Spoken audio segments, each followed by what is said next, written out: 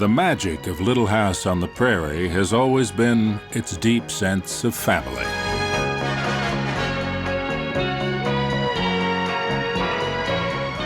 But one man always stood at that family's heart, above it and behind it and all around it. Michael Landon.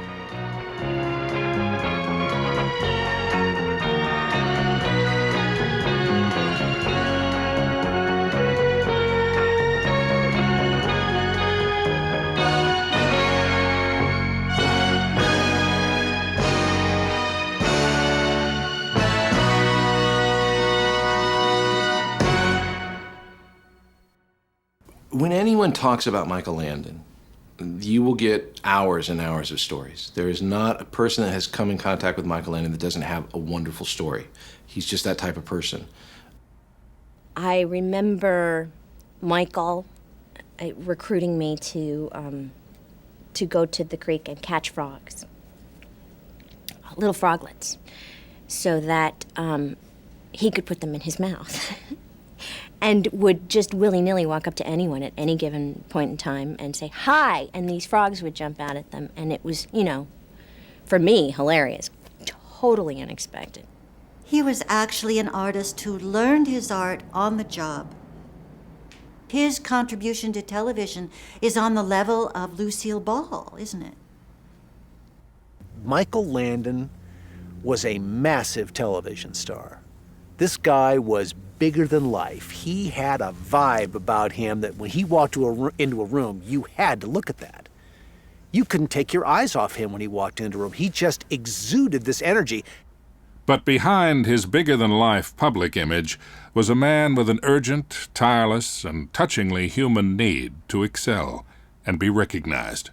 If you don't need it badly enough, how can you go see dailies at 5 in the morning? Be on the set chewing on a styrofoam cup at 8, making jokes and setting up for the first shot, and closing down at 6:30 or 7 o'clock at the end of the day, and then having a drink with the guys just to be a good guy. I don't think anyone knows how many midnight flights after work he took to different parts of the country to be with certain children who were ill. I don't think they knew how many charities and fundraisers he attended in order to help raise money for people who were in need. I think that's a great part of his legacy as well. Michael Landon put his personal stamp on every aspect of the Little House series. He made it the perfect vehicle to share with audiences all the values, dreams, and hopes he held dear. The dearest of which was family. Well, Eagles family, as soon as you get done soaking your feet, we got a wagon to unload. We're home? We're home. Mike had one thing that he worked on his entire life, and it dealt with the creation of family.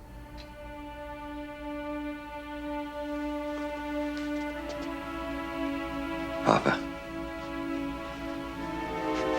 I came as soon as I could. Mike adored his father.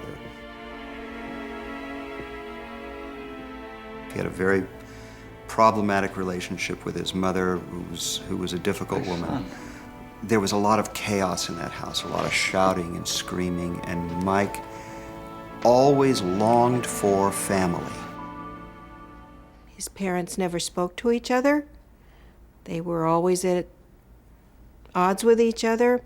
The mother would say, "Tell your father dinner is ready." The father would say, "Tell your mother I'm not hungry." So there was this kind of an atmosphere. What I like to remind people of is that with that childhood, you can become lots of different things. You could become a serial killer. You could become Hitler. Or you could become Michael Landon. Michael chose to transform the trauma of his youth and adolescence into positive action. His native intelligence and athletic prowess landed him a scholarship at the University of Southern California. With a fresh start and room to dream, a short trip up the Hollywood freeway began one of the great careers in television history. From 1959 until 1990, Michael Landon's was among the most recognizable faces in America. He remains a household name to this day. The important thing to him always was the work. He loved his job. He loved writing. He loved directing. He loved acting. He loved putting it together. He loved film. He loved TV. It was just a complete joy to him. Nobody enjoyed their career, I don't think, more than Michael. Only one word sums up Michael's unprecedented combination of talents: genius. But what was that genius? To the world, it was most visible in Michael's acting.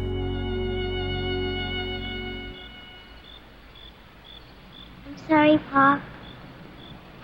Sorry about what? His charm and vulnerability jumped through the television screen.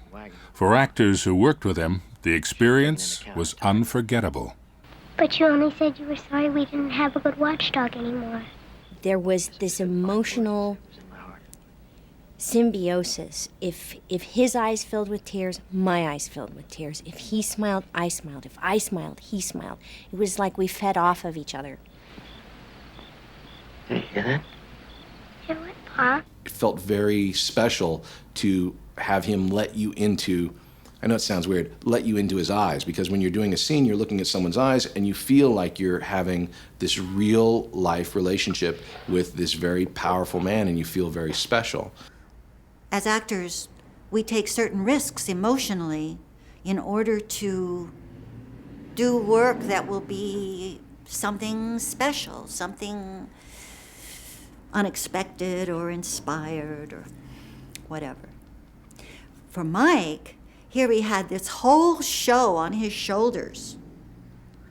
So for him to take emotional risks as the actor was very dicey.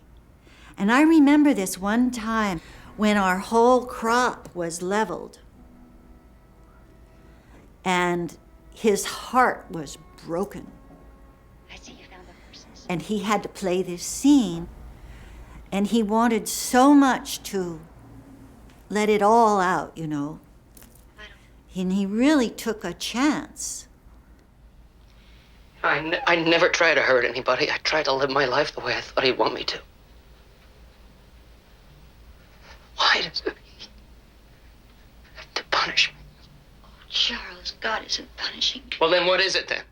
And he really took a chance with all his crew that adored him standing around. What if they would say, well, you know, he didn't quite get there, or what if, all those what ifs that can shut us down. No more time. I'm just not strong anymore. I'm tired. What a big job. But I admired him very much that day because he really took the risk. You know, he jumped off the bridge. Back to the big woods. On Little House, Michael further expanded his acting gift by sharing it with a new generation of young performers. Perhaps the most extraordinary of them all was Melissa Gilbert.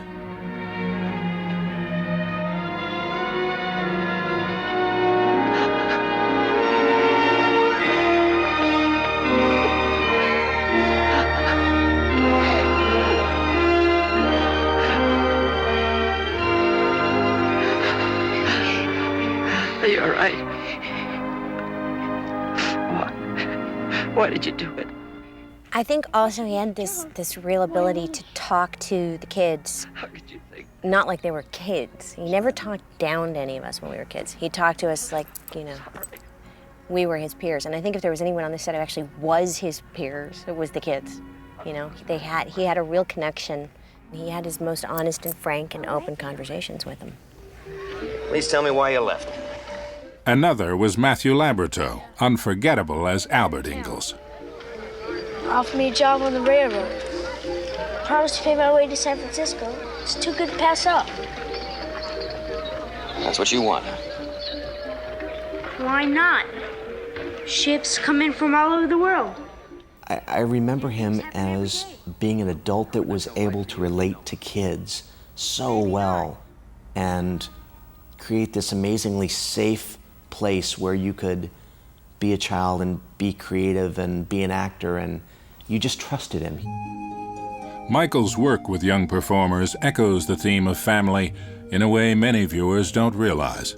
Actor Merlin Olsen recalls. One of the remarkable things about our cast of young people was that three of them, the two Labrador boys and Melissa Gilbert, were all adopted. Mrs. Olsen's all yours, Laura. Michael must have had a great deal of satisfaction in watching these three young people.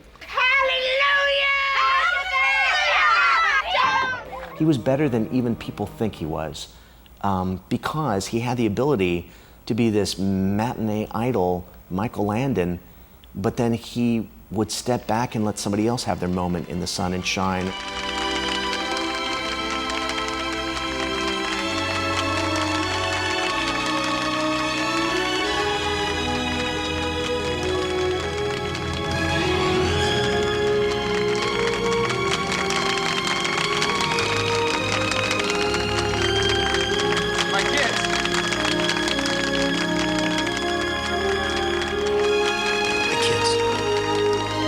But though acting was the most visible of Michael's gifts to the audience, it may not have been the most significant.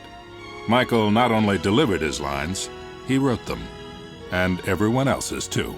One of the wonderful things I think that Michael did was to teach moral lessons in an acceptable way, in a way that would not upset people, and that at the same time would maybe change a few minds, make people behave a little differently. We don't want no Indian kids around here.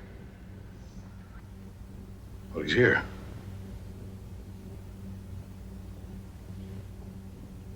And he's staying here. Michael took enormous pride in his screenwriting, and he had his own unique style and process. See you at home, Grandpa.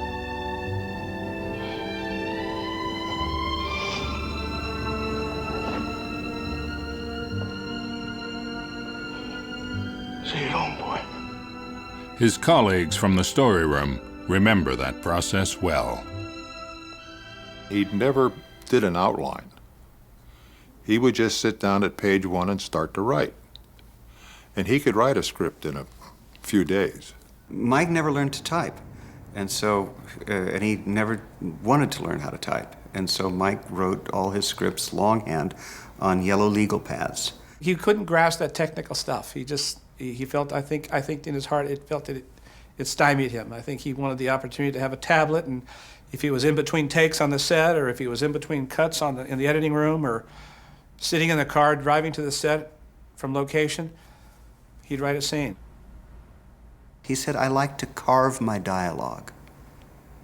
And he likened it to carving as opposed to pecking on a typewriter. Hi. Hi.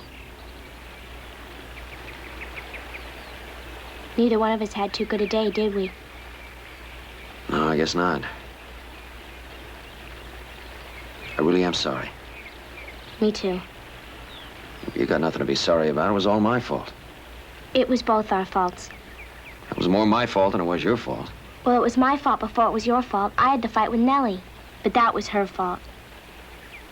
Well, then it's neither one of our faults. It's Nellie's fault. Yeah, it's Nellie's fault.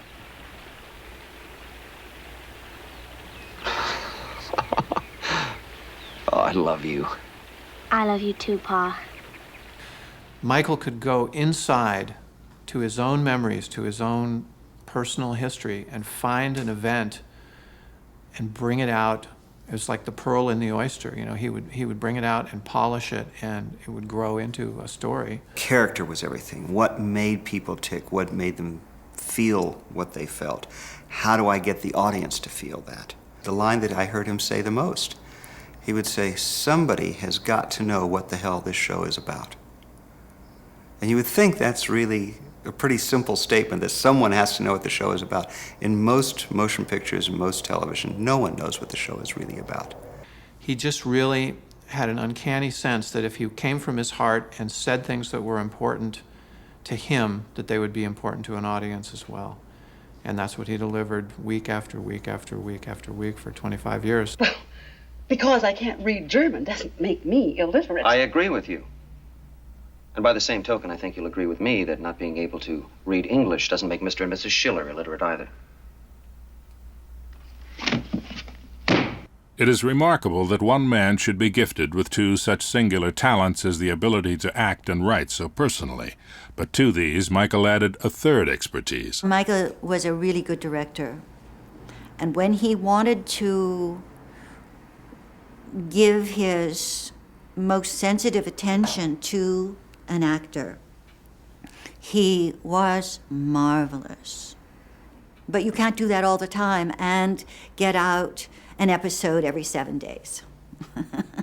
So he also, you know, had to be something of a lion tamer and a captain of the ship and my way or the highway. Also, he was one of the best directors I've ever worked with, just not only knowing how to direct actors, but knowing the technical side of it, and just being able to switch hats so quickly, writing an episode and then producing it, acting in it while he's directing and thinking about the next shot and where this camera's going to go and how the flow of the episode needs to go this direction. Mike, when he wrote a script or read a script, he knew how it was going to end up on the screen.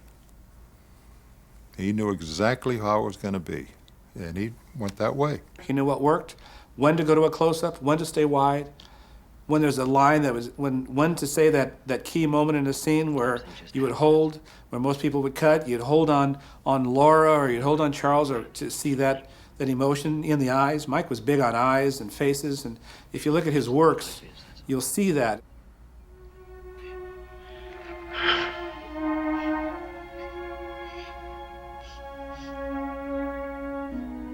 Still to be all right, you wait and see. Just gotta lean on the Lord, that's all. He always seemed to enjoy acting, but it was almost like it was a sideline with him. The main thing was getting behind the camera and lining things up and watching the other actors and all that. When he wanted something particular, he had a very special way of asking for it and a very personal way of asking for it that made you just want to give him everything. Sometimes I would be struggling with a scene and he'd walk over and just whisper in my ear and he'd say one word and it would just push me over the edge. Hi, baby! I didn't mean it! I didn't mean it! It was an accident! Oh, I didn't mean it! I didn't mean it! What I was impressed by was the fact his complete knowledge of filmmaking and his quickness, his ability to sit down and fix a script and right on the spot. And the end of one particular act, he knocked out about a half a page or a page of dialogue. And so I came to him and I said, look, I just don't get why you cut the page out. He said, see, I don't need that dialogue because on this line up here, and he pointed to the last line that he left in, he said, David Rose is going to come in with the violins.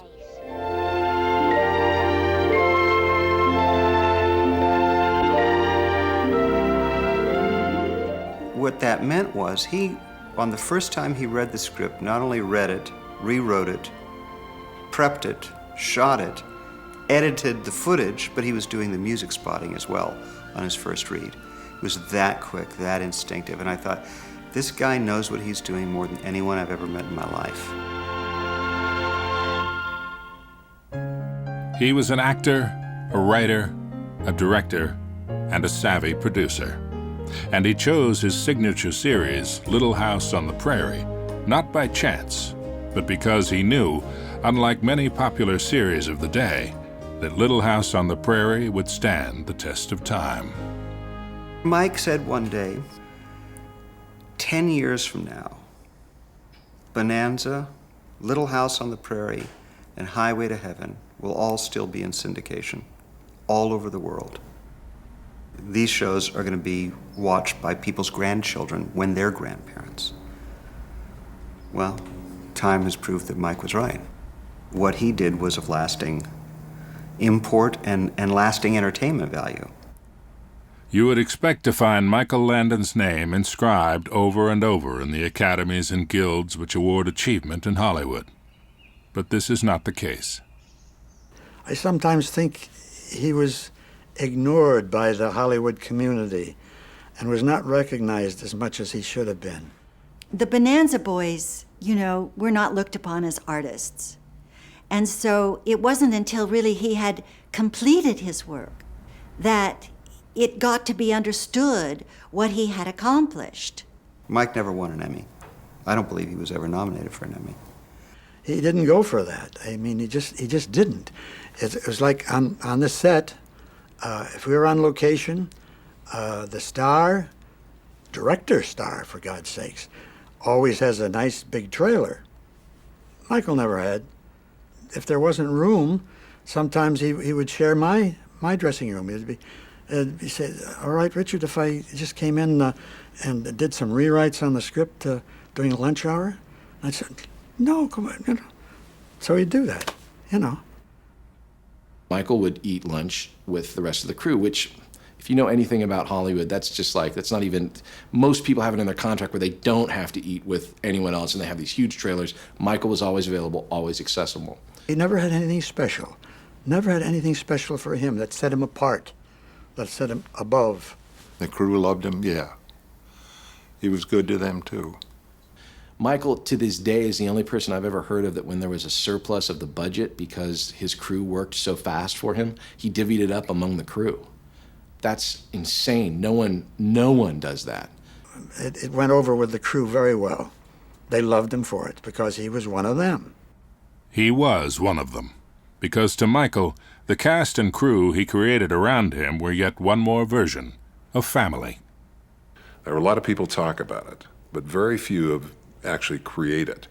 And Michael had created that sense of family. You really felt like you were a part of the family, and you felt the responsibility of that.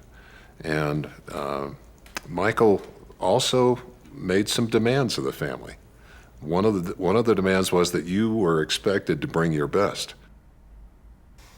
If you look at Michael with his own kids, they could always go to him. And there was never a problem. You come in and talk. And he would listen.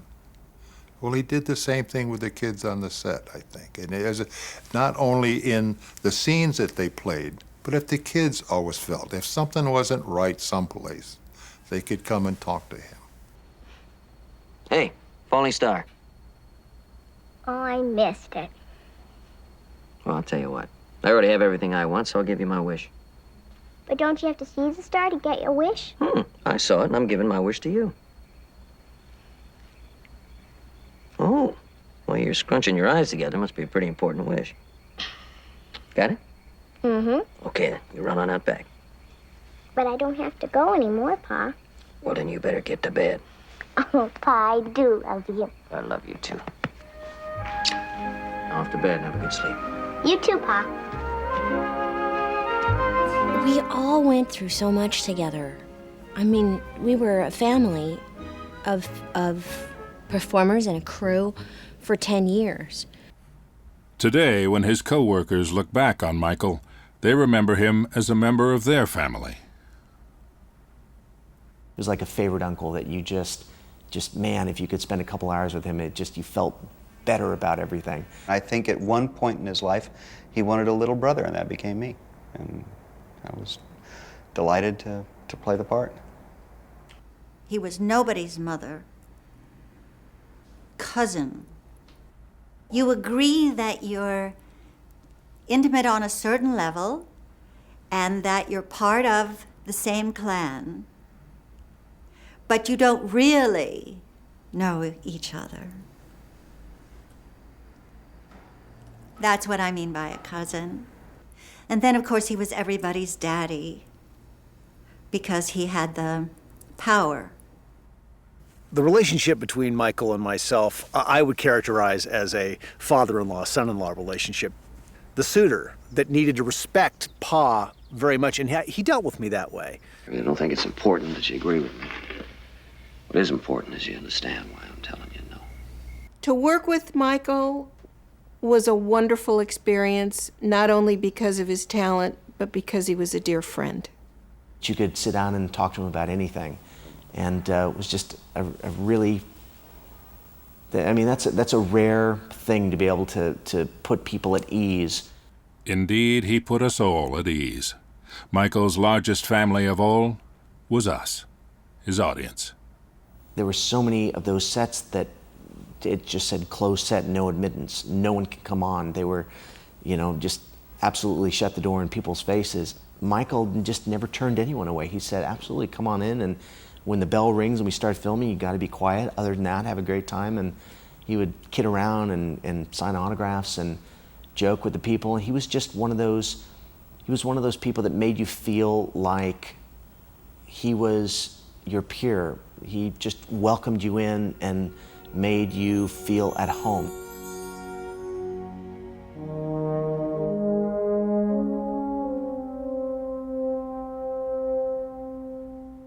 Michael touched the heart. He knew how to get inside of people. I think the one thing I hear more often than anything else is that I always cry when I watch Little House on the Prairie. And I think Michael knew how to reach in and get us to let those tears flow. Mike had true sentiment, and Mike had true feelings, and he believed that the best way to connect with his audience was through those feelings and through those emotions, as opposed to the fashion of the day.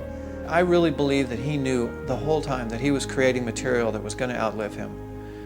And he wanted to leave behind a blueprint for family life. He wanted to leave behind images and themes and truths that were going to really stand the test of time and be around for a long time. Love each other. Care about each other. Forgive each other's mistakes, and we'll all be bound closer together.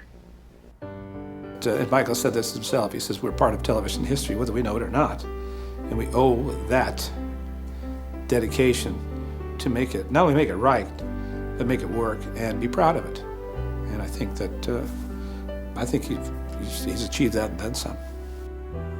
He was what he was, and he did this fantastic work for other people, not entirely unselfishly, and he paid the price.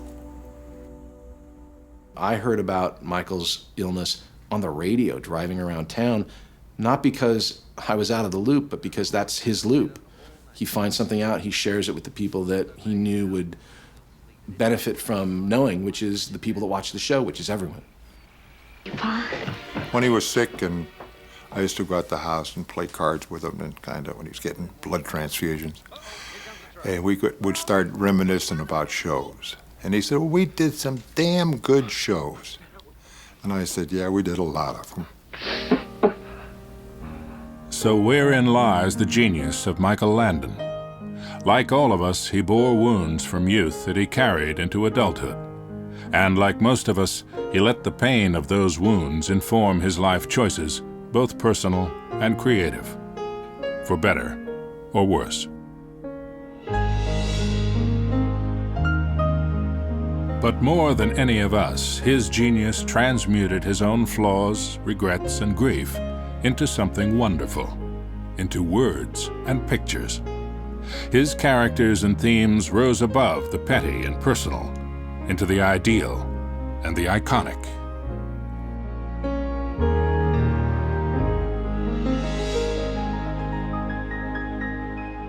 I don't know if we were necessarily the critics' favorite, but we were always the people's favorite.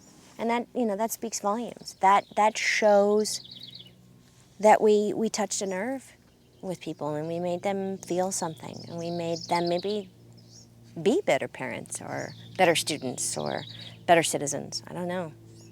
I hope so. Michael Landon dreamed of a world where individuals made moral choices and lived lives of integrity. When they failed, they learned from their mistakes. They asked for and received forgiveness, and they gave each other love, which is what he gave to us, his audience.